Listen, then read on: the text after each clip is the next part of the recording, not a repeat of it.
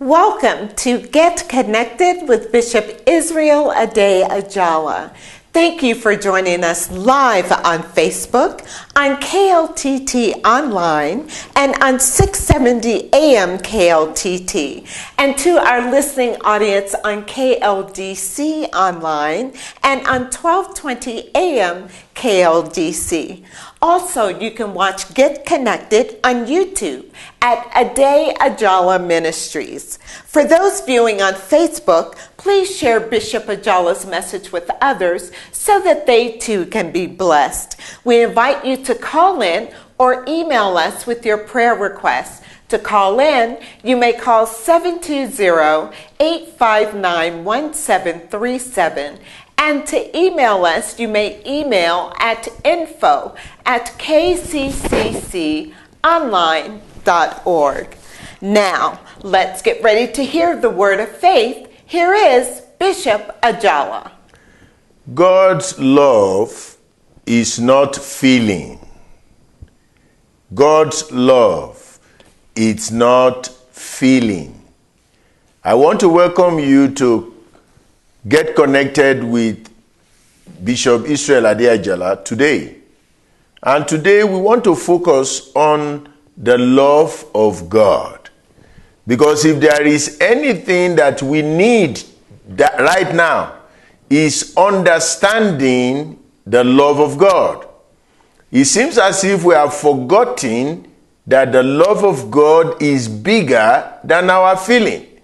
So I want you to just focus your attention to what we are going to be talking today. I want to first of all say to you, 1 John chapter 3 verse 13. 1 John chapter 3 verse 14. 1 John chapter 3 verse 14. He said, we know that we have passed from death to life because we love the brethren. He who does not love his brother abides in death. Let me read it again. We know that we have passed from death to life because we love the brethren.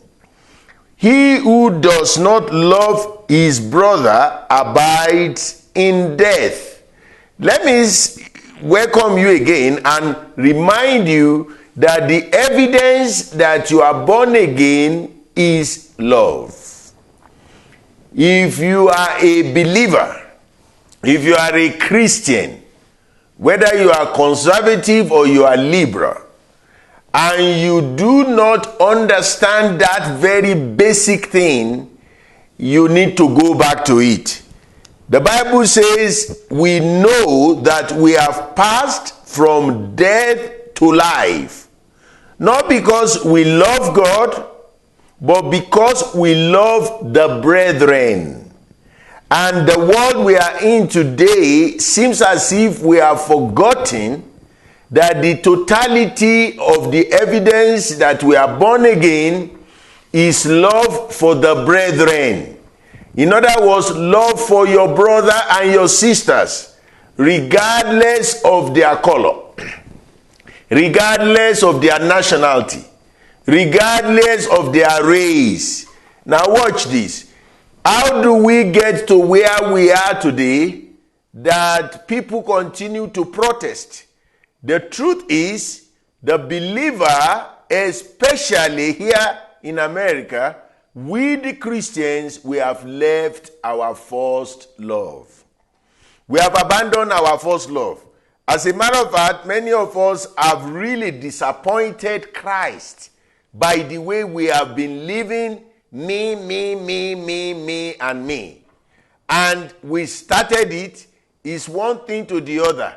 Somebody dial up our emotion and said, those people don't like you. Those white don't like you. Those black don't like you. Those brown don't like you. And we don't take time to say, wait a minute. What is the evidence that they don't like me? Right. You know, what is the evidence? Simply because one person who looks somehow, behave badly, does not mean everybody in that color is the same. Yes. Look, I said to one of my friends, I said, listen, the best of my friends are not of my own color. They are white, they are brown.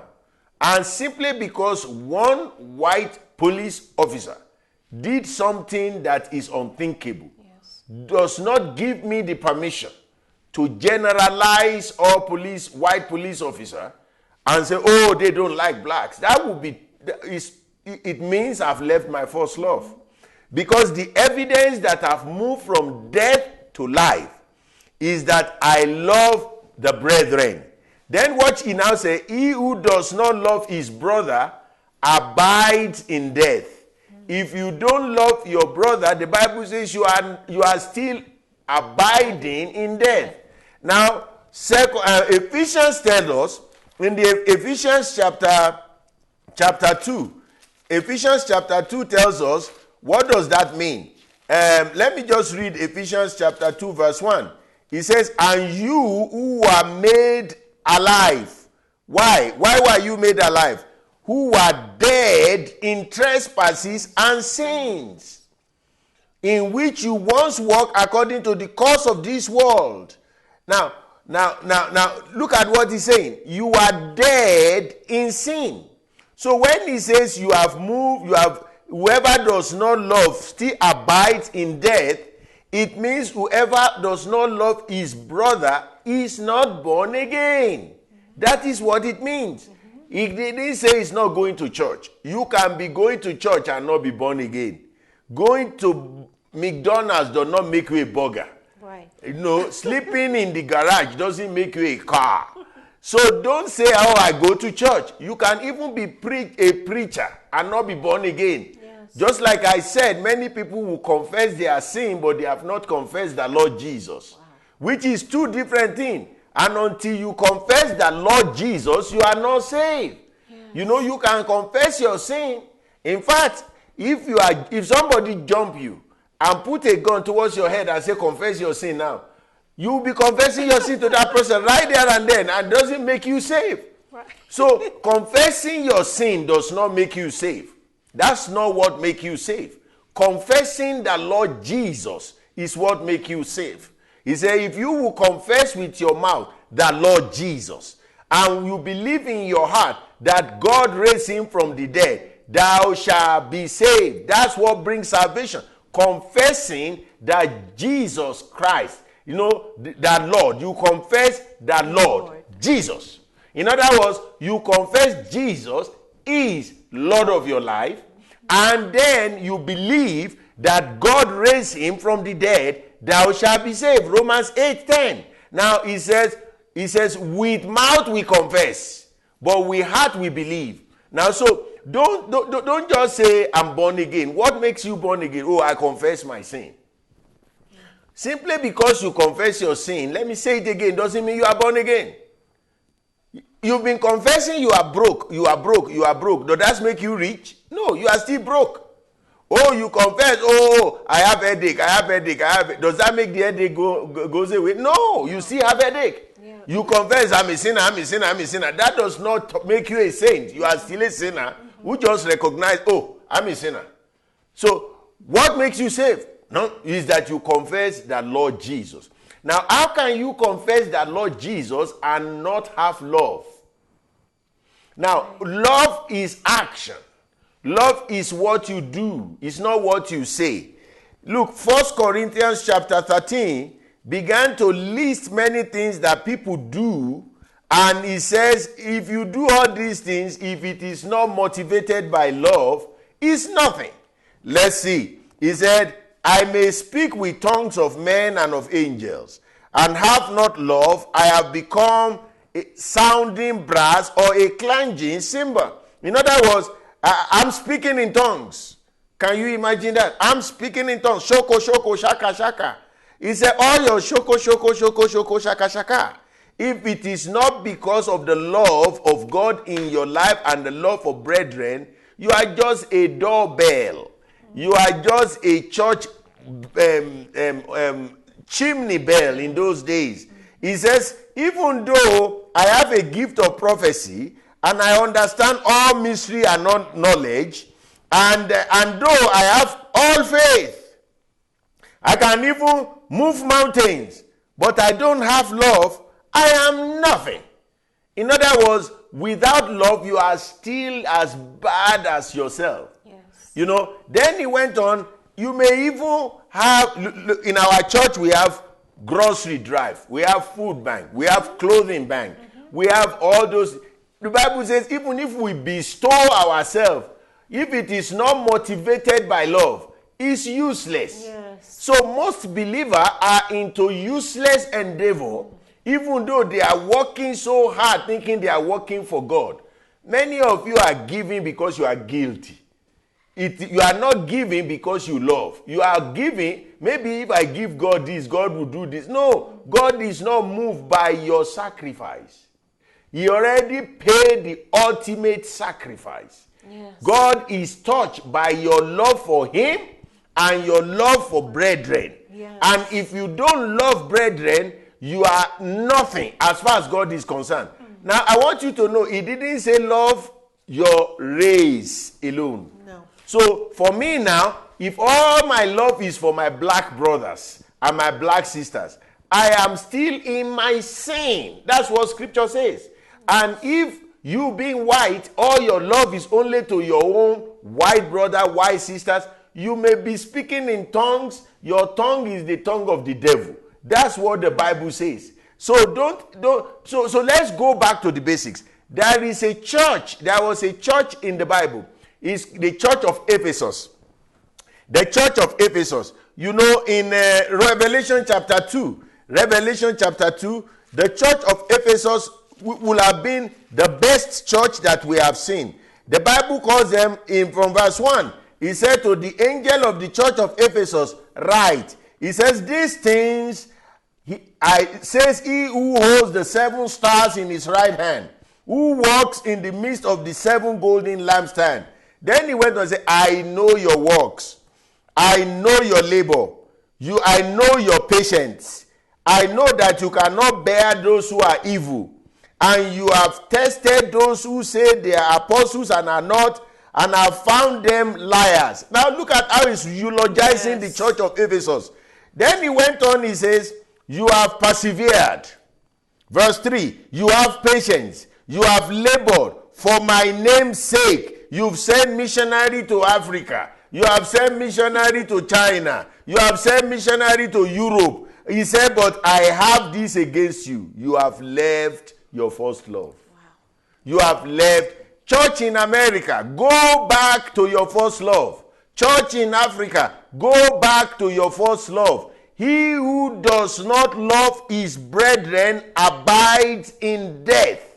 Until we go back to our first love, what should be our first love? Love for God, love for all people. Love for God, love for all people. I look at the church in America and I'm thinking we are like church of Ephesus. We are patient. Look at what he said about the church of Ephesus. Let me read it from Passion Translation. I love the way Passion says. He said, but I have this against you. You have abandoned the passionate love you had for me at the beginning. The passionate love you had for me at the beginning. Let me say this to you. If you put the ideals of your political affiliation, yes. If you put the ideals of your political affiliation above the love of God and all people, you have left your first love. Wow. If you put your political affiliation, the ideals of your political affiliation above the love for God and for every man, you have left your first love. Your first love is not to the flag. Your first love is not to the nation. You should love the nation. You should respect the flag. But your first love as a believer is to Jesus Christ alone and all brethren. Yes. Everyone, whether brown, whether black, whether white. If you begin to move away from that and you are speaking in tongue, your tongue is like a sounding, clanging cymbal. It makes no impact on earth, nor did heaven recognize it. Let's go back to our first love. I will continue after this message. Wow. Thank you, Bishop, for that timely word that truly has touched all of our hearts. That word, the love of God, Yes. which we all need to be reminded of. Listeners, we will be back with more of that powerful word, the love of God, in just a few moments. But we have some exciting news, and that is that we are excited to announce that Kingdom Connection Christian Center will be opening for live services very soon. And first, we will start with our Daniel Fast and Prayer Week, June 22nd through the 27th, Monday through Saturday from 6 to 7 p.m. And you are invited to attend. And then we will be going into our first live Sunday service on June 28th. Yes, Sunday, June 28th. We have 3 service times. They are 8:30 a.m., 10 a.m., and 11:30 a.m. Please know that we will be following the CDC guidelines. So the first 100 persons that come for the services will be seated in the sanctuary. After that, we do have overflow available. So again, join us for our first live Sunday service on Sunday, June 28th. And then you have the choice of 8:30 a.m. service, 10 a.m. service, or 11:30 a.m. service. Also, today at Kingdom Connection, we will be giving away free groceries, and it has been awesome. You're welcome to come through our drive-through food bank until 2 p.m., and then every Thursday from 1 to 5 p.m. We are located at 1391 Oswego Street in Aurora, Colorado. Call us for more information at 720-859-1737. And then you can, until our first Sunday service on the 28th, join us live on live stream for our services. You can join us on Facebook at Bishop Israel Ade Ajala and on YouTube at Ade Ajala Ministries.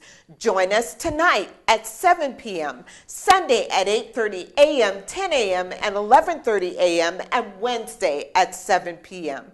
You can support this radio ministry by making a donation gift at adeajala.org and click on donate. That's ADEAJALA.org and click on donate. Thank you so much for tuning in today. And Bishop, again, thank you for that word. Bishop, for those in our listening audience who are saying, I get it, Bishop, we ought to have the love of God. But what do I do in a situation where someone has hurt me, has maligned me, has come against me in so many ways, and I've actually tried to love them with the love of God, but they don't seem to accept that love, and I feel as though my efforts to love them are in vain? What can I do? Well, let me say this, Pastor Annette. If anyone out there is at that stage where they are wondering, what do I do in a situation like this? I want you to know that love suffers long. In other words, is patient. Love is patient. Love is patient. Love is kind. Love is patient. When you do something for somebody, and remember there are certain people you have to love them by faith.